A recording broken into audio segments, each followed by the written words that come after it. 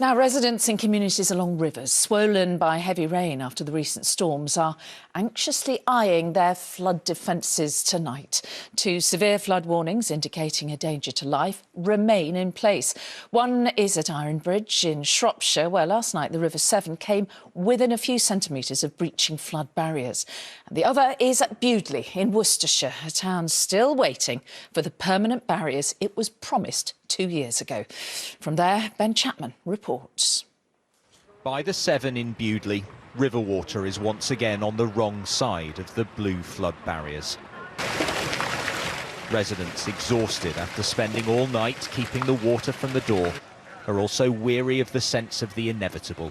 The third time in 3 years their temporary defences have failed to protect them. It's a nightmare and it shouldn't be happening like this again.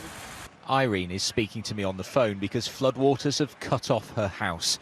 She's living upstairs while trying to pump water out of the downstairs. All the more frustrating because houses sitting behind permanent defences on the other side of the river remain dry.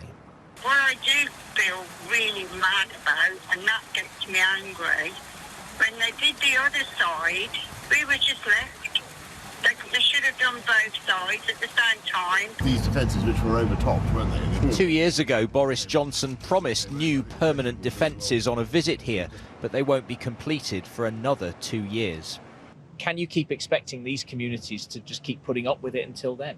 What we've got here is the only thing that can be offered as a temporary structure. This defence has protected in the past and kept them dry in the past.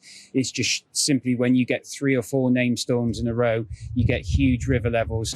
We finished all the repairs and the alterations from the flood 2 years ago last Tuesday. For residents like David, it means living in constant fear of ever more frequent storms. We don't want to see people flooded out of their homes. Some of my neighbours haven't moved back into their houses from the flood 2 years ago yet. The building works aren't complete. So I think there are lots of things that could be better. In this town of two halves, dry on the right, drowned on the left, the change in our weather has outpaced our ability to build new defences. It is a challenge being faced by communities the length of this river.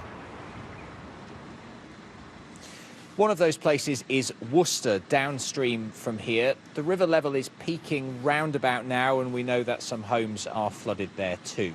Now, the Environment Agency says the situation on this river is gradually improving now, but with it so full, the threat of flooding will return with any more significant rain.